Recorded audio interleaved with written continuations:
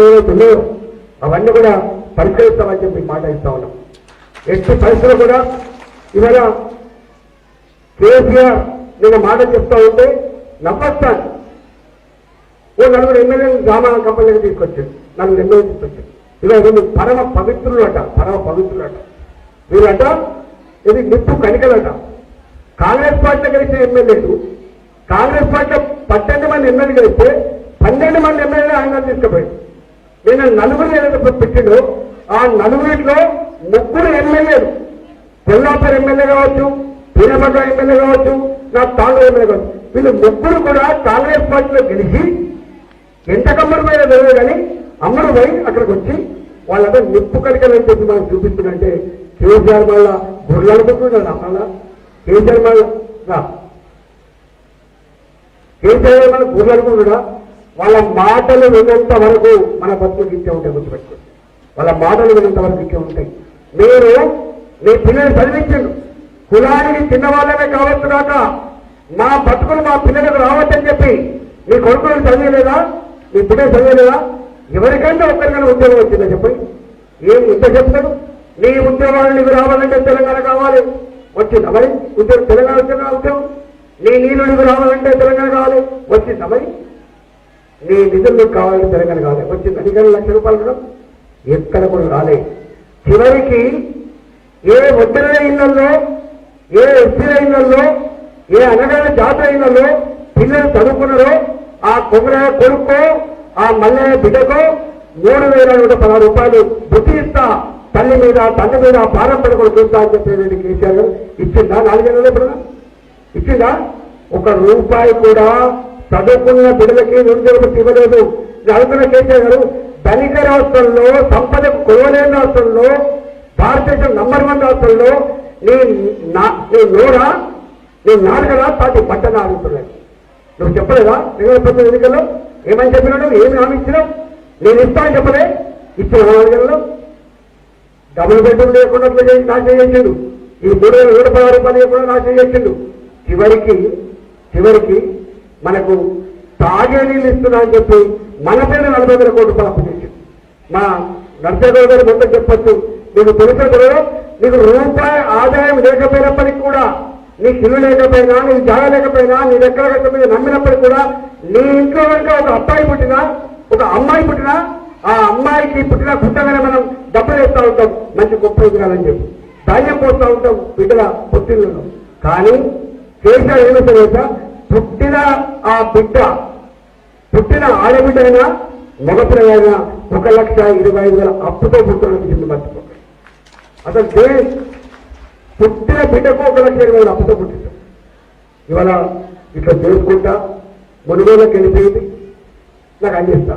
నేను అనుకున్నా, మునుగోలు రాజగోపాల్ గారి కంటే ముందు మన అర్థాలు ఎంపీ కాదా? మీరు ఎంపీ లేదా?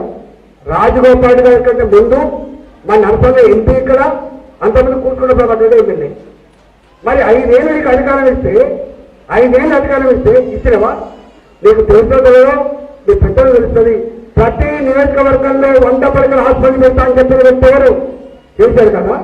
ప్రతి మండలంలో 30 పడకల హాస్పిటల్ పెడతానని కేసీఆర్ కదా.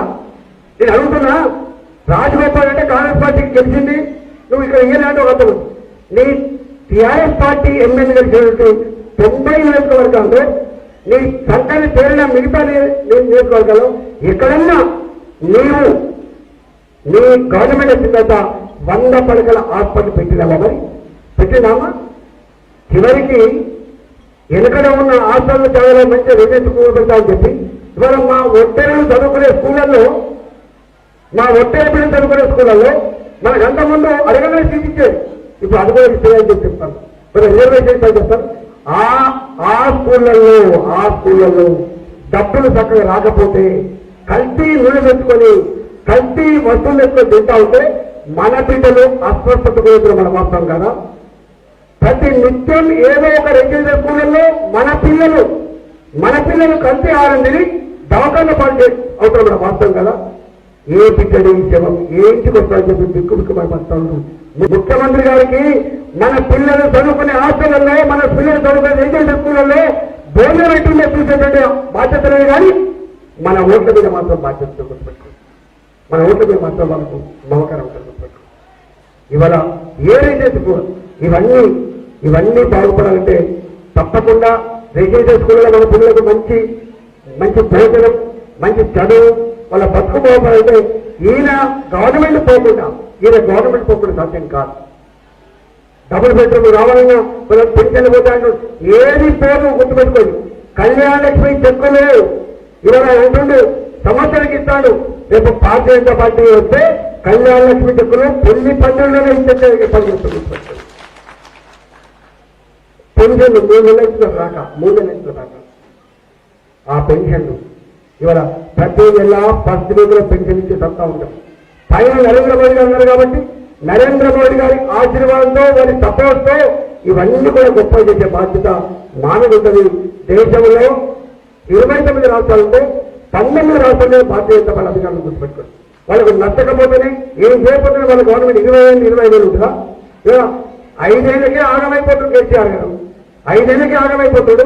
మరి 20,000 గవర్నమెంట్ అందుకు అర్థం చేసుకోండి. ఇవాళ కేసీఆర్ వాళ్ళంతా కూడా నాలాంటలో బయటికి పోయి తెలంగాణ లోపల అయిన దాన్ని ఆకిట్లో పెట్టి కాండాన్ని కంచాల పెట్టడంలో గనుడు కేసీఆర్ గుర్తుపెట్టుకోండి. చేసే మాటలు తీయ ఉంటాయి, చేసేది మాత్రం దొంగపా ఉంటాయి. అనడానికి నేను ఒకటే ఒక ఉదాహరణ చెప్తా. హైదరాబాద్ చుట్టుపక్కల నాయకులు వస్తుంది. హైదరాబాద్ చుట్టుపక్కల ఎస్టీలకు, బీసీలకు, అనగాన వర్గాలకు ఇచ్చిన ఎన్నడూ ఇచ్చిన భూములని కూడా వాటి మీద కన్నేసి ఇవాళ 5,700 ఎకరాల భూముల్ని మీకు 4,000 గజాలు ఇస్తాం, 2,000 గజాలు ఇస్తాం అని చెప్పి తీసుకొని రియల్ ఎస్టేట్ బ్రోకర్లుగా మారిపోతున్నాం. మా హోటళ్ళకేమో ఒక కుటుంబానికి ₹1,00,000 రుణం అంటే ఇవ్వు, ఓ 10 లక్షల రూపాయలు బ్యాంక్ రుణం అంటే ఇవ్వు. కానీ మా 8 ఏళ్లలో ఒక్క ఒకే కుటుంబం అయినా ₹1,00,00,000 సంపాదించుకుంటుందా మీ వల్ల? కానీ ఆయన మాత్రం సొంత గాలి మోటార్ కొన్నాడు. 8 ఏళ్లలో సొంత గాలి మోటార్ కొన్నాడు, సొంత హెలికాప్టర్ కొన్నాడు. పార్టీ అకౌంట్ లో భాజపా వైట్ మనీ ₹840 కోట్ల వస్తుంది చెప్పి ₹840 కోట్ల ఇలా వాళ్ళ బ్యాంకు కొన్నాడు. ఇన్ని వేల కోట్ల రూపాయలు ఎవరి కడుపు కోటి సంపాదించవు, ఎవరి 100 కోట్లు సంపాదించవు. తెలంగాణ వచ్చిన తర్వాత ప్రజలు బాగుపడలే, నీ కుటుంబం బాగుపడ్డది. గుర్తుపెట్టుకో, నీ కుటుంబం బాగుపడింది. ప్రజల ఆస్తులు పెరిగినాయి, నీ కుటుంబం ఆస్తి పెరిగింది, నీ పార్టీ ఆస్తి పెరిగింది. డబ్బు సందులతో ఇవాళ మమ్మల్ని ఓడగొట్ట ప్రయత్నం చేసి ధర్మాన్ని, న్యాయాన్ని నాలాంటి పేదల గొంతులు యొక్క ప్రయత్నం చేస్తామని దీన్ని సాగనిద్దామా? దీన్ని మమ్మల్ని కాపాడుకుంటాం.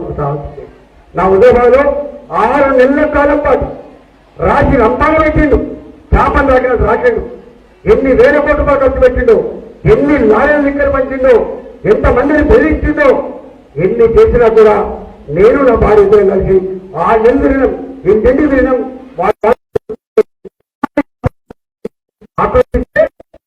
వాళ్ళ బిడ్డగా నిన్ను మనసు ఆచరించి కేసీఆర్ నీ డబ్బు సంతులు, మద్యం సీసాలు, నీ దబాయింపులుగా చెల్లెలు కొడుకోవాలని చెప్పి ధర్మాన్ని కాపాడిలో చెత్త చెల్లి కనిపించింది. ఇవాళ మరొకసారి ఈ మునుగోలు కూడా ఇవాళ మన ముందు గొప్ప బాధ్యత ఉంది. 4 కోట్ల తెలంగాణ ప్రజలు నీ వైపు ఎదురు చూస్తున్నారు. వాళ్ళు ఏం జరగబోతుంది మునుగోలు? ఒకనాడు నా మునుగోడు అట్టశ్రేణి మునుగోడు, ఇవాళ నా మునుగోడు ప్రపంచ చిత్రపటం మీద ప్రతి నిత్యం టీవీలలో మునుగోడు, పేపర్లలో మునుగోడు, ఏం కాబోతుంది మునుగోడు అని చెప్పి చూస్తున్నారు. ఈ మునుగోడులో మిస్టర్ కేసీఆర్ నీకు ఇక్కడ తక్కువ టమాల విద్యను నడవాలి కదా, మాకు అన్ని విషయాలు తెలుసు. నిన్ను ఉడగొడితేనే నా తెలంగాణ శ్రీరామ రక్షణ పద్ధతులు కూడా ఖచ్చితంగా మీరు ఇంతకుముందు లక్ష్మణ చెప్పినట్టుగా రాజగోపాల్ రెడ్డి ఎవరికి అన్యాయం చేసే బిడ్డ కాదు.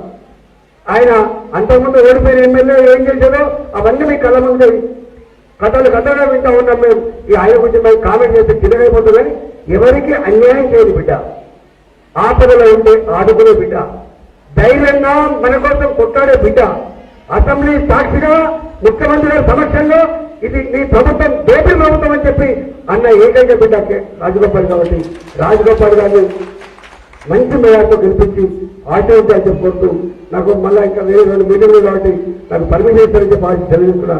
జై తెలంగాణ. హాయ్ ఫ్రెండ్స్, మా టుడే టుమారో యూట్యూబ్ ఛానల్ చూస్తున్నందుకు చాలా థ్యాంక్స్. మరిన్ని లేటెస్ట్ వీడియోస్ కోసం వెంటనే సబ్స్క్రైబ్ చేయండి. అలాగే ఈ బెల్ ని కూడా రింగ్ చేసేయండి. మా నోటిఫికేషన్స్ అన్ని మీ మొబైల్లో వస్తాయి. అలాగే మా వీడియోస్ మీకు నచ్చితే లైక్ చేయండి, షేర్ చేయండి, నచ్చకపోతే కామెంట్ చేయండి.